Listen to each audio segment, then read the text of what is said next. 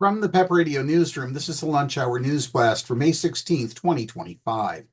LGBTQ Nation is reporting that when a transgender female track athlete recently placed first in a high school track meet, beating her second-place cisgender female opponent, Maine State Representative Laurel Libby publicized it by going onto Fox News and accusing the trans athlete of pushing many of our young women out of the way in their ascent to the podium. Now the trans runner's cis opponent is speaking out against Libby, saying that her ugly and hateful actions spoiled an otherwise happy occasion. Libby recently used my second-place finish in the 1,600-meter run to malign Stark-Chessa, the trans-identified athlete who finished first. Annalise Feldman, the cis freshman student athlete runner at Yarmouth High School, recently wrote in a letter to the Portland Press-Herald. Feldman noted that at the track meet in question last Friday, she ran the fastest 1,600-meter race that she had ever run in middle school or high school track, earning varsity status by her school standards. She added that the happiness she felt in completing her race wasn't diminished by either her second-place finish or the fact that someone else finished in front of her.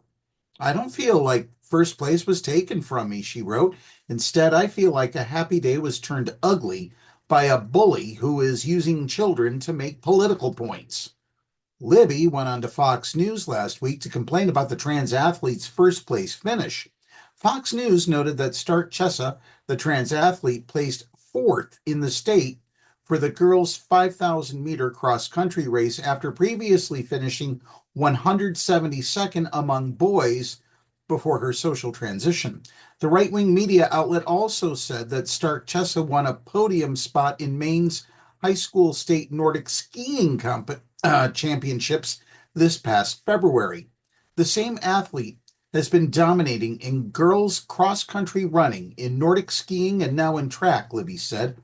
"We're talking about just one athlete, just one of these biological male athletes pushing many of our young women out of the way in their ascent to the podium.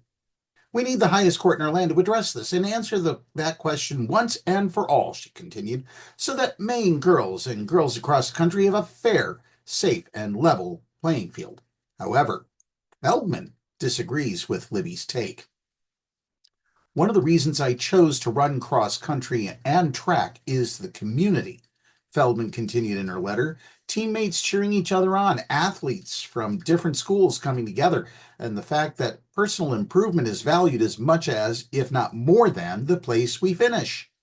Feldman concluded that all of the athletes at the track meet that day were just kids trying to make our way through high school, and noted that sports are the highlight of some students' high school years.